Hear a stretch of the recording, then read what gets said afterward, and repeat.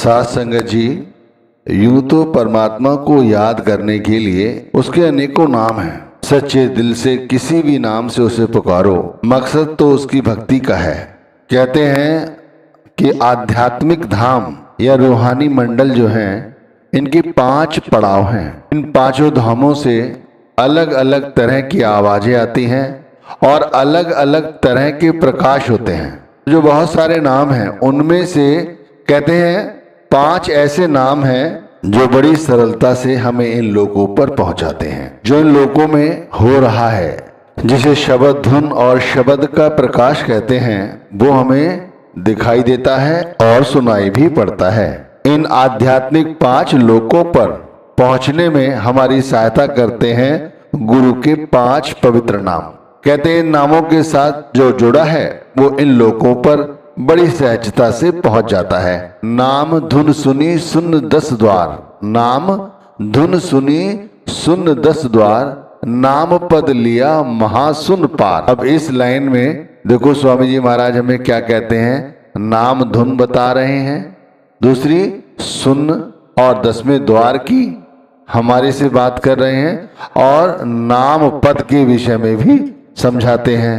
और फिर कहते हैं महाशून्य के पार। हमने मेहनत की और गुरु के इन 5 नामों के साथ जुड़ गए और जब 10वें द्वार को पार किया, यानी 9 द्वारों से ऊपर उठे, तो हमने शून्य की अवस्था प्राप्त की और उस अवस्था में हमने नाम धुन सुनी। नाम धुन सुनी सुन 10 द्वार। कहते हैं नाम पद लिया महाशून्य पार। नाम पद यानी सचखंड। जब और मेहनत की तो सचखंड मिला और हम महाशून्य के पार हो गए।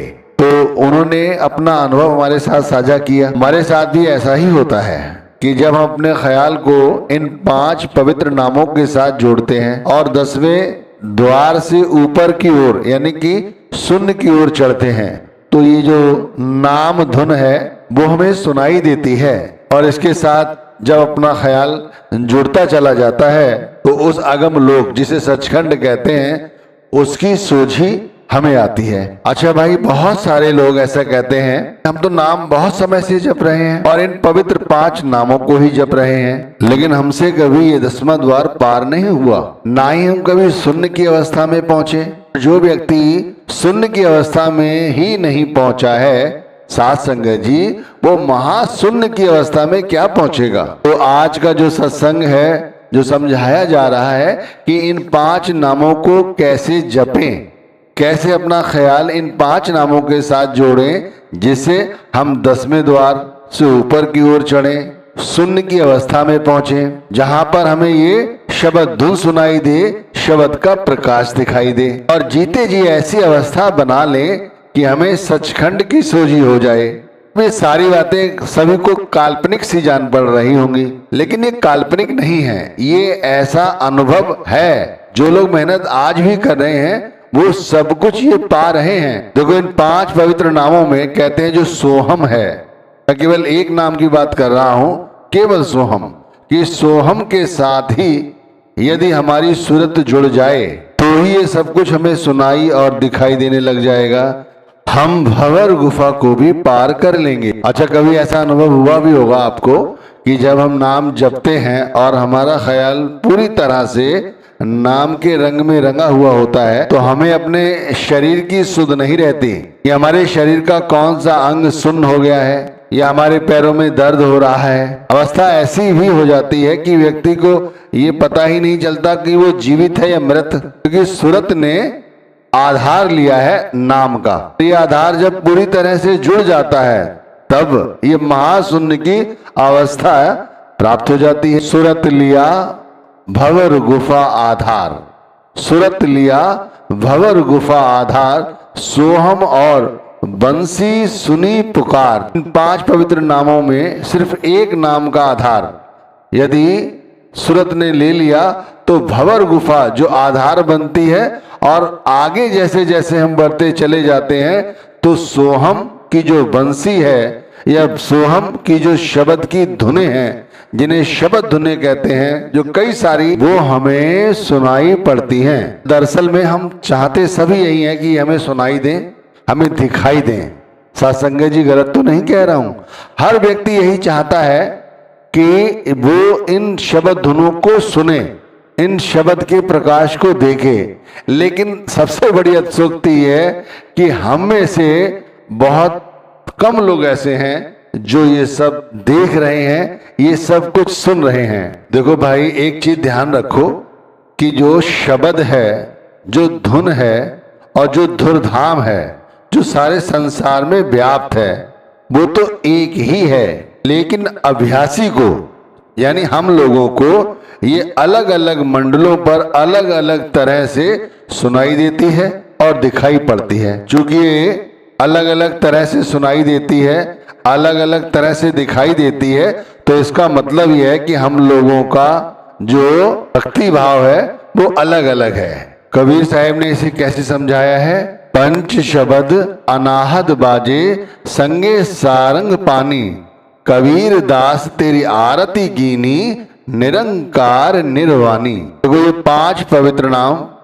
शब्द धुन और शब्द के रूप में अपने अपने धाम में गूंज रहे हैं। कबीर साहब कहते हैं, ऐसे निराकार परमात्मा की जो सब बंधनों से परे है, मैं उनकी आरती करता हूं। इसी तरह भाई हमें भी उस परमात्मा को इसी तरह याद करना है। ये 5 धाम हैं, इनमें ये 5 पवित्र जो हमें गुरु ने नाम दिए हैं, ये गूंज रहे हैं। ये अपने अंदर शब्द का प्रकाश लिए हुए हैं और शब्द धुन भी अपने साथ लिए हुए हैं। हमें मेहनत करनी है कि हम भी इन 5 पवित्र नामों की धुनों को सुने और इनके प्रकाश को देखें। हमें इस तरह अपने हृदय में उस निराकार की आरती करनी है। तो आरती का मतलब यहाँ पर केवल नाम का जाप करने से है, जप करने से है, सुमिरन करने से है। जो हमें समझाया जाता है कि भाई अपने अंतर में जाकर उतरो और इन 5 शब्द जो हमें गुरु ने दिए हैं, इनके साथ अपने मन को जोड़ो। हमारा मन विषयों में आसक्ति रखता है और जब हम नाम जप करते हैं उस समय हमारा ख्याल, हमारी सूरत जो तीसरे तिल पर ठहरनी चाहिए, उस एक जगह टिकती नहीं है। बार बार हमारा मन नीचे आ जाता है और 9 द्वारों के जरिए बाहर निकल जाता है। हमें कोशिश ये करनी है कि हम अपने मन को, अपनी सूरत को इस आज्ञा चक्र पर गुरु के स्वरूप के साथ जोड़कर रखें। मेहनत करें बड़े प्रेम के साथ। साथ संगत जी समझें, बड़ी मेहनत लगती है इस काम में। आप सुबह उठो, नाम के सुमिरन पर बैठो। अगर तैयारी नहीं है तो मैं कहता हूं लोग आधा आधा घंटा, 1-1 घंटा तो बड़ी मुश्किल से बैठते हैं और एक पल के लिए भी उनका ध्यान, उनकी सूरत तीसरे तिल पर नहीं टिकती, एक पल के लिए भी।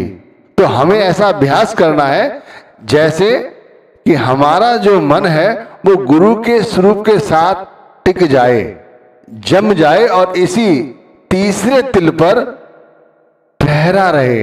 यदि बार बार ये बाहर मुखी हो, बार बार ये बाहर का चिंतन करे, तो इसे घुमाकर वापस इसी स्थान पर लाओ।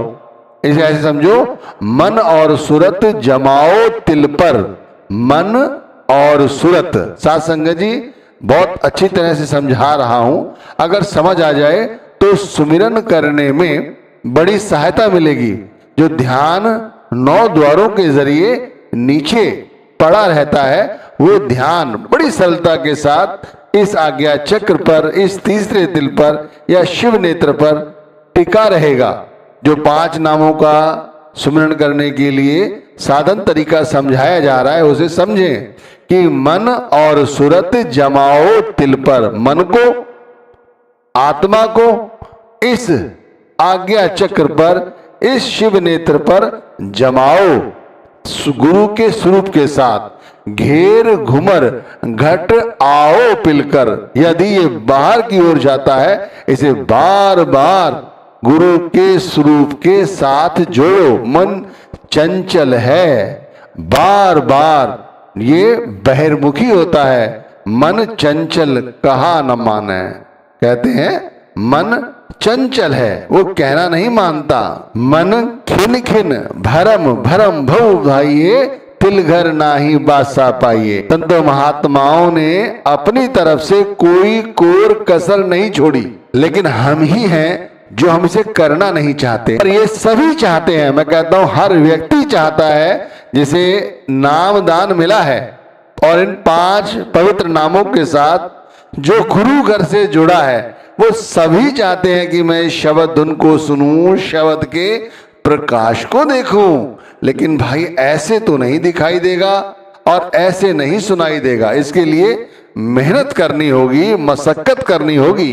देखो मैं एक और आपको तरीका समझाता हूं कि जब सुमिरन करने बैठो, मैं सुबह से लेता हूं कि सुबह जब सुमिरन करने बैठो तो एक बात हमेशा ध्यान करके बैठो। नाम जपने से पहले, मैं कहता हूं नाम जपने से पहले गुरु के स्वरूप का ध्यान करो।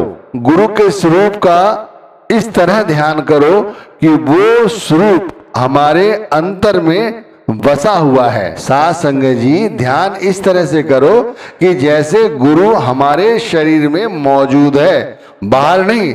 जैसे आपने सत्संग सुनने गए, वहां देखा गुरु स्टेज पर आए बैठे, या वो दर्शन करने आए हैं, वो हमें दिखाई दे रहे हैं। इस तरह नहीं, इस तरह मत देखो इन्हें इस तरह से देखो कि गुरु हमारे शरीर के अंदर मौजूद हैं, हमारे शरीर में ही बस गए हैं। इस तरह से अनुभव करो। वैसे भी तो बहुत सारी बातें सोचते हो ना, बहिर्मुखी बातें सोचते हो। ये बात सोचो तो ध्यान जमाने में सहायता मिलेगी। सुमिरन करने बैठो, आंख बंद की हुई है तो ये समझो कि गुरु हमारे शरीर में मौजूद हैं, बाहर नहीं। यदि वो स्टेज पर भी बैठे हुए हैं और ध्यान कर रहे हो तो वो स्टेज पे नहीं बैठे हैं, हमारे शरीर के अंदर हैं। यदि से सोचते हो कि गुरु दर्शन देने आ रहे हैं, जिस तरह से भी आ रहे हैं, वो बहिर्मुखी नहीं है, वो अंतर में हमें दर्शन देने आ रहे हैं, अंतर में ही हैं, बाहरमुखी नहीं है। और जब ये विश्वास हो जाए पूरी तरह से कि गुरु हमारे अंतर में है, मैं कहता हूं तब ये ध्यान ऊपर की ओर थोड़ा समेटो। दोनों आंखों के बीच में मध्य भाग में इस त्रिकुटी पर इस स्वरूप को ले आओ और फिर देखो गुरु के ललाट को देखो, गुरु की आंखों को देखो। जितना देर देख सकते हो उतनी देर देखो और अपने भाव को पढ़ो कि आपके भाव इस समय कैसे हैं। यदि भाव में गुरु भक्ति है, प्रेम है, विश्वास है, श्रद्धा है, तो हमारा जो आगे का कार्यक्रम है वो और अच्छा होने वाला है। उसके बाद हमारा सुमिरन शुरू होना चाहिए। नाम को बड़े प्रेम के साथ जपे, धीरे धीरे जपे, चिल्ला चिल्ला के जुबान द्वारा जपने की बजाय अंतर से जपे। धीरे धीरे का मतलब ये नहीं है कि उदासीन होके जपे। एक नाम जपा फिर दूसरा बहुत देर में नहीं, एक साथ कंटिन्यूअस। जैसे हवाएं वातावरण में हैं पर हमें दिखाई नहीं दे रही हैं, लेकिन वो चल रही हैं। हमारी श्वासें हैं, हमारी श्वासें हैं, हम उन्हें देख नहीं रहे हैं लेकिन वो चल रही हैं। इसी तरह ऐसा अनुभव होना चाहिए और ऐसी प्रैक्टिस होनी चाहिए। हमें इसी तरह की मेहनत करनी है कि गुरु के स्वरूप के साथ। साथ संगत जी समझें, मैं बहुत आपको अच्छी बात समझा रहा हूं, जो अनुभव है वो समझा रहा हूं कि गुरु को सबसे पहले अपने अंतर में धारण करो। ये समझो कि गुरु हमारे शरीर में बैठे हुए हैं।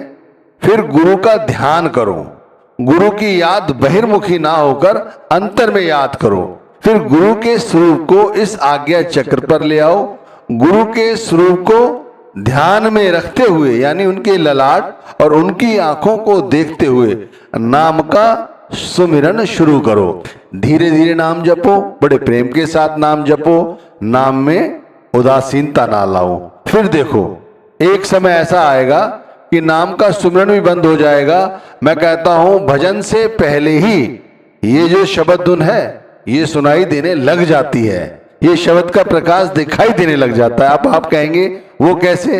ये स्वरूप जो हम देख रहे हैं गुरु का, ये अपने आप परिवर्तित हो जाता है, अपने आप नए नए रूप लेता है, नए नए रंग बिखेरता है। केवल सोहम ही हमें जब भंवर गुफा को पार कराकर शब्द धुन सुना देता है, तो जब पांचों नामों से जुड़ जाओगे तब कैसी अवस्था होगी।